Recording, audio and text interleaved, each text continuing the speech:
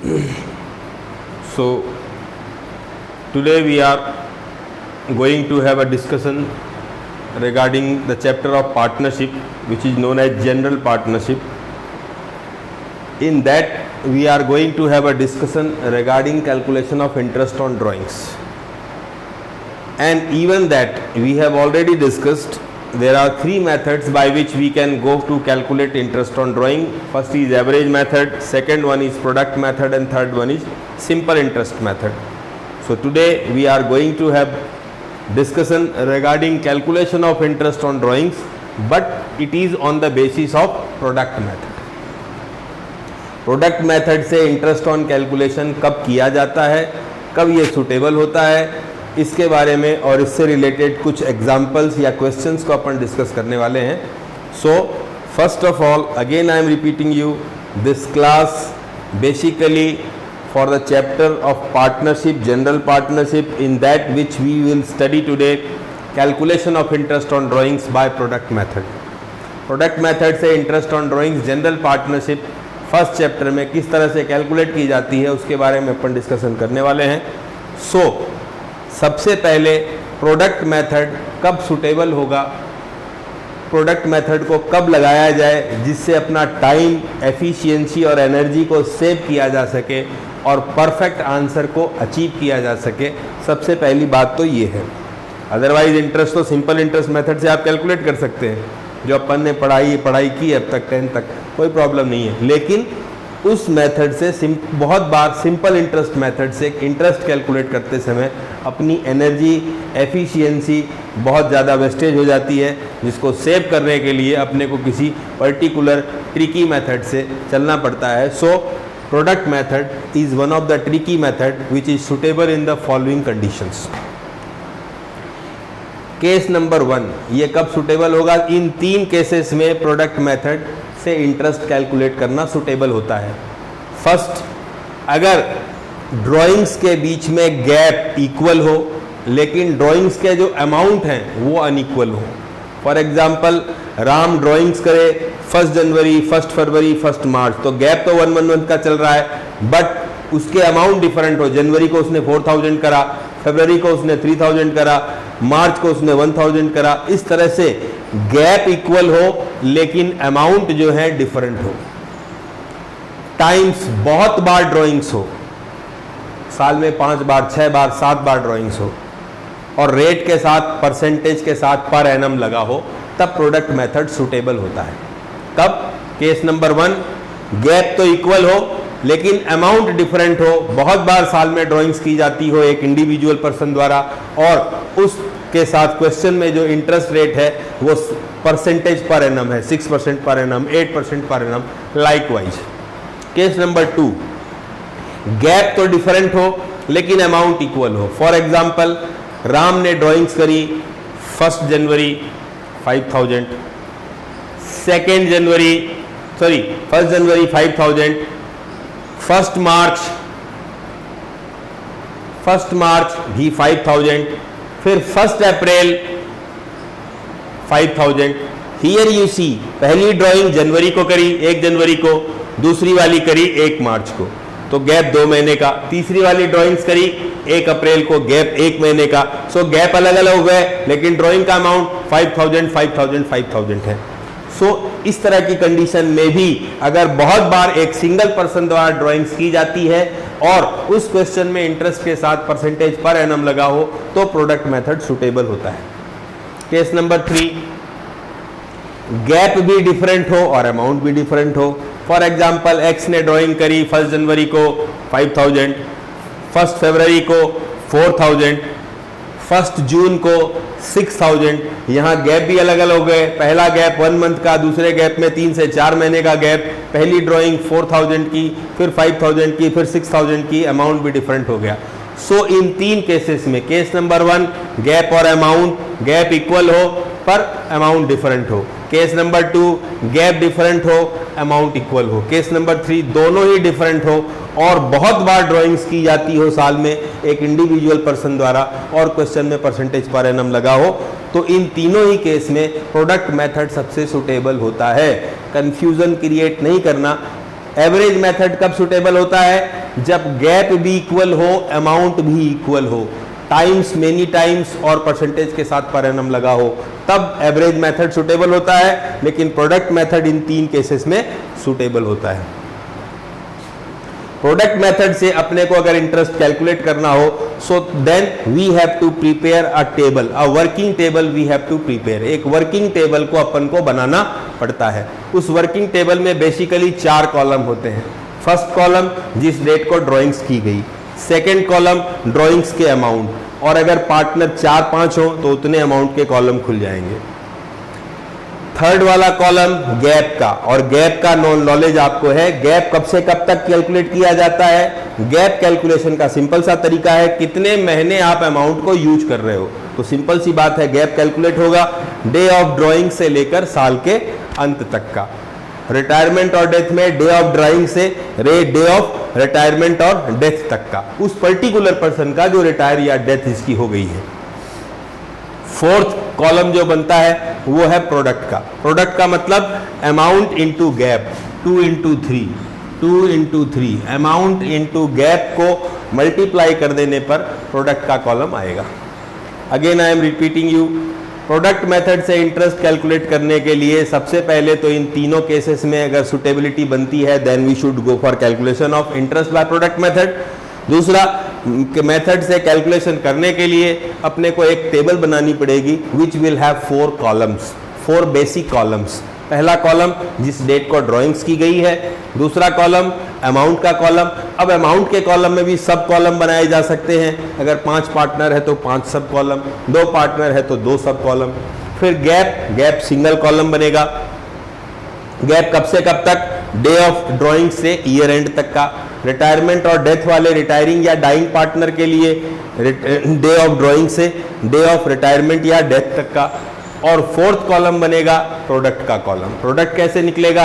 Amount के column को gap के कॉलम से मल्टीप्लाई करके इंडिविजुअल पैसा इंडिविजुअल पार्टनर के कॉलम में लिखा जाएगा। सिंपल सी बात है, अगर अमाउंट में 3 सब कॉलम है तो प्रोडक्ट में भी 3 सब कॉलम बनेंगे। अमाउंट में 5 सब कॉलम है, 5 पार्टनर है तो प्रोडक्ट के भी 5 कॉलम बनेंगे। इस तरह से एक टेबल बनाई जाएगी। फिर टेबल का टोटल लगाया जाएगा लास्ट में, उसमें अमाउंट का टोटल, तो साल में उसने कितनी ड्राइंग करी उसको दर्शाएगा। गैप का टोटल लगाने की जरूरत नहीं है, प्रोडक्ट का टोटल लगाना पड़ता है। इसे ही सिग्मा पी कहते हैं। प्रोडक्ट के टोटल को ही सिग्मा पी कहा जाता है। Okay, so again you should understand about the table. Thereafter, after making a calculation in this table, we have to apply for the calculation of interest. इस फॉर्मूले को अप्लाई फिर अपन करते हैं। फॉर्मूले को अप्लाई करने का फॉर्मूला है सिग्मा पी प्रोडक्ट का टोटल, सिग्मा ए अमाउंट का टोटल नहीं, ड्राइंग्स का टोटल नहीं। ओके, एवरेज मेथड में सिग्मा डी ड्राइंग्स के टोटल का यूज है, प्रोडक्ट मेथड में सिग्मा पी प्रोडक्ट के टोटल का यूज है। इंटू रेट अपॉन 100, रेट के लिए नीचे 100, इंटू 1 अपॉन 365/12। अगर डेज में कैलकुलेशन करते हो तो 365 और मंथ्स में कैलकुलेशन करते हो तो 12। मतलब गैप आपने अगर डेज में लिया है देन नीचे 365, और गैप आपने अगर मंथ्स में लिया है तो नीचे 12। नाउ बोलोगे सर इसमें डिफरेंट क्या है, इसमें 1 क्यों लिया? This method is basically based on a mathematical formula and a very simple common sense उस पे अप्लाई होता है कि आप 5,000 रुपीज पे 10 डेज का इंटरेस्ट निकाल लो या 50,000 रुपीज पे 1 डे का इंटरेस्ट निकाल दो, सेम बात हो गई, सेम अमाउंट आएगा। उसी पर प्रोडक्ट मेथड बेस्ड है। Again I am repeating you, product method किस चीज पे बेस्ड है? 5,000 रुपीज पे 10 डेज का इंटरेस्ट कैलकुलेट कर लो या 5,000 इंटू 10 50,000 रुपीज पे 1 डे का इंटरेस्ट कैलकुलेट कर लो, तो सेम आएगा। मतलब प्रोडक्ट पे 1 डे का इंटरेस्ट कैलकुलेट करने पर अगर आप सेपरेट कैलकुलेशन करते हैं उतना ही आएगा। Again I am repeating you, product method की बेसिक क्या है? अगर अपन 50,000 रुपीज पर 1 डे का इंटरेस्ट कैलकुलेट करें या 5,000 रुपए पे 5,000 रुपीज पे 10 डेज का इंटरेस्ट कैलकुलेट करें और दोनों के आंसर को कंपेयर करें, the result will be same. So ये जो प्रोडक्ट मेथड है वो प्रोडक्ट बेसिस पे काम पे करता है कि आप 5000 पे 10 डेज का इंटरेस्ट ना निकालें, उसका प्रोडक्ट निकाल के उसको सिंगल डे में कन्वर्ट कर दें, सेम बेस पर कन्वर्ट कर दें, 50,000 पे 1 डे का इंटरेस्ट कैलकुलेट कर लें। Okay, now again I hope आपको समझ में आया होगा। मैं दोबारा रिपीट कर देता हूँ। प्रोडक्ट मेथड इन 3 केसेस में सुटेबल होता है। उसके बाद इसका ये फॉर्मूला लगता है, sigma P into R upon R के लिए नीचे 100 इंटू 1 अपॉन 365 अगर गैप आप डेज में लेते हो, नीचे 12 अगर आप गैप मंथ्स में लेते हो। एक टेबल बनानी पड़ेगी डेट की, सेकेंड कॉलम अमाउंट का, अमाउंट के जितने भी पार्टनर हैं उसके लिए सब कॉलम बनाए जा सकते हैं, 3 है तो 3, 4 है तो 4, 5 पार्टनर है तो 5। गैप का एक सिंगल कॉलम बनेगा, गैप कब से कब तक का, वही simple formula, day of drawing से ईयर एंड तक का। फिर प्रोडक्ट का कॉलम बनेगा जो इंडिविजुअल ए के अमाउंट को गैप से मल्टीप्लाई करके ए का अमाउंट यहाँ लिखा जाएगा, बी के अमाउंट को गैप से मल्टीप्लाई करके बी के कॉलम में लिखा जाएगा। मतलब कॉलम नंबर 2 इंटू column number 3 equals to column number 4 is product. Product A B C का सेपरेट कैलकुलेट किया जाएगा और इस प्रोडक्ट के टोटल को ही सिग्मा पी कहते हैं जो फॉर्मूले में एप्लीकेबल होगा। इस अमाउंट के टोटल को टोटल ड्राइंग्स कहेंगे, जिसका यूज अकाउंटिंग एंट्रीज में तो है लेकिन इस इंटरेस्ट के फॉर्मूले में कोई इंपॉर्टेंस उसकी नहीं है, गैप का टोटल लगाने की जरूरत नहीं है। So now again we should come to the calculation point of view. एक क्वेश्चन मैंने डिराइव किया है, बनाया है कि सपोज ईयर बिगिन होता है 1 अप्रैल 2020 को और एक्सपायर होता है 31 मार्च 2021 को। 1 अप्रैल 2020 को एक साल शुरू होता है जिसमें X Y A B C 3 partner हैं और 31 मार्च 2021 को वो फाइनेंशियल ईयर उसका एंड होता है और उसमें इंटरेस्ट ऑन ड्राइंग्स की रेट 12% पर एनम है और ए बी सी ने इन डेट्स को ड्राइंग करी है। ए ने ड्राइंग करी है 1 अप्रैल को 4000 की, 1 अक्टूबर को 2000 की, 1 दिसंबर को 1000 की। उसी तरह बी ने ड्राइंग करी है 1 अप्रैल को 2000 की, 1 अक्टूबर को 2000 की, 1 दिसंबर को 2000 की। और सी ने ड्राइंग करी है अप्रैल 1000, अक्टूबर 4000 और दिसंबर को 5000 की। सो यहाँ पर जनरली केस नंबर 3 अप्लाई हो रहा है क्योंकि अमाउंट्स भी डिफरेंट है इन दोनों के। बी के लिए अमाउंट तो डिफरेंट, अमाउंट तो सेम है, बी के लिए ये वाली कंडीशन अप्लाई हो रही है कि अमाउंट इक्वल है, गैप डिफरेंट है। ए और सी के लिए 3rd नंबर कंडीशन अप्लाई हो रही है कि इन तीनों के अमाउंट ऑफ ड्राइंग्स भी अलग अलग डेट्स को अलग अलग है और गैप भी अलग अलग है क्योंकि 1 अप्रैल से 1 अक्टूबर लगभग 6 मंथ्स होते हैं, अप्रैल, मई, जून, जुलाई, अगस्त और सितंबर।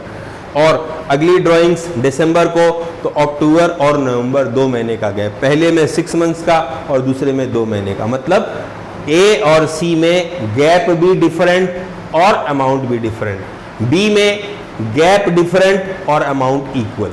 मतलब बी के लिए केस नंबर 2 अप्लाई हो रहा है, सी के लिए केस नंबर 3 अप्लाई हो रहा है, ए और सी के लिए। So product method is the most suitable method under this method. Again repeating, एक क्वेश्चन है जिसमें अप्रैल 2020 को शुरू होता है ईयर, 31 मार्च 2021 को एक्सपायर होता है। Rate of interest 12% per annum की है। ये डिफरेंट डेट्स हैं जिसमें ए बी सी ने ड्राइंग्स करी है। ए ने 3 ड्राइंग्स करी है अलग अलग डेट्स को, बी ने सेम अमाउंट की ड्राइंग्स 3 बार करी है अलग अलग डेट्स को और सी ने अलग अलग अमाउंट्स की ड्राइंग्स अलग अलग डेट्स को करी है। अब अपने को गैप निकालना है और प्रोडक्ट और फिर फॉर्मूला अप्लाई करना है for the calculation of interest. So let us come, gap कैसे कैलकुलेट करेंगे? सिंपल फंडामेंटल, इस ड्राइंग की डेट से साल का अंत। तो ड्राइंग्स की date April 2020 to 31 March 2021। How many days? We are not going to calculate in days, so go for months. Months में कैलकुलेट करते हैं अप्रैल, मई, जून, जुलाई, अगस्त, सितंबर, अक्टूबर, नवंबर, दिसंबर, जनवरी, फरवरी और मार्च, टोटल 12 मंथ्स। इसमें कैलकुलेट करते हैं अक्टूबर टू मार्च, अक्टूबर टू मार्च, अक्टूबर, नवंबर, दिसंबर, जनवरी, फरवरी और मार्च, कितने मंथ्स? 6 मंथ्स। फिर दिसंबर 2020 टू 31 मार्च 2021, टोटल कैलकुलेशन कितने मंथ्स का होता है? दिसंबर, जनवरी, फरवरी और मार्च, 4 मंथ्स। गैप इन दोनों के बीच का नहीं, वो भी एक तरीका होता है, लेकिन वो कॉम्प्लिकेटेड तरीका होता है, उसमें अपन न जाएं तो बेहतर होगा। गैप कैलकुलेट करने का तरीका सिंपल वही है, day of drawings two year and का। ओके, अब आप इसमें कह दोगे सर इसमें फर्स्ट और लास्ट ना, वो एवरेज मेथड था, उसको भूल जाइए। इसमें गैप आपको हर ड्राइंग से साल के अंत तक का कैलकुलेट करना है, because you have to calculate product for each drawing. हर ड्राइंग का आपको प्रोडक्ट निकालना पड़ेगा। ओके, तो ये गैप कैलकुलेट हो गए। अब अपन प्रोडक्ट निकालेंगे। ए का 4000 अमाउंट, 12 इंटू 4000 इज 48,000 रुपीज। इसी तरह बी का 2000 इंटू 12, 24,000 रुपीज। सी का 1000 into 12, 12,000 rupees.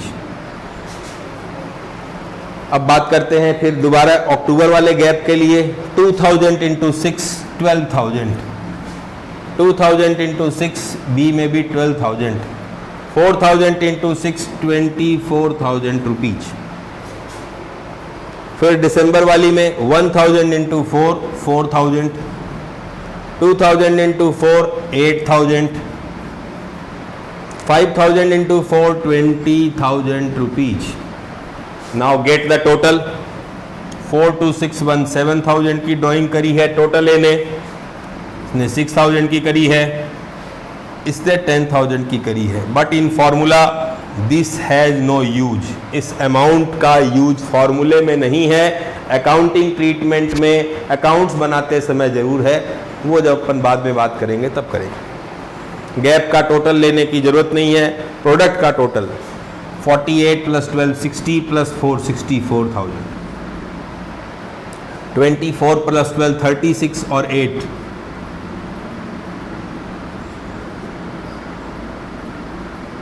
44,000।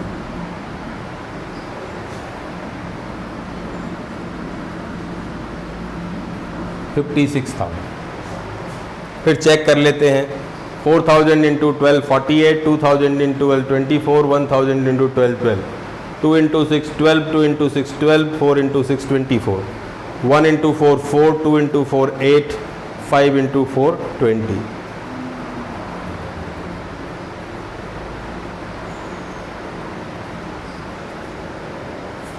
Okay, now it's okay. Now apply for the formula. I am erasing from this side.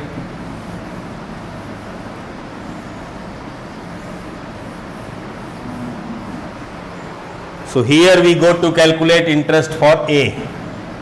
Interest for A, sigma P is 64,000 rupees. Into rate is 12% per annum, so below we will take 100 into 1 y1। आप 4,000 रुपए पे एक महीने का ब्याज निकालें या 48 पर एक महीने का निकालें या 4,000 पर 12 महीने का, उस बेस पर ये काम करता है।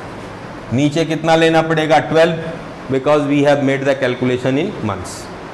और अब इसको कैलकुलेट कर लीजिए, answer will be the similar if you will calculate interest for 12 months on 4,000 और 48,000 पर 1 मंथ का, उस मेथड से ही प्रोडक्ट मेथड इसको इसलिए कहते हैं, प्रोडक्ट मेथड पे सिमिलर आंसर आएगा।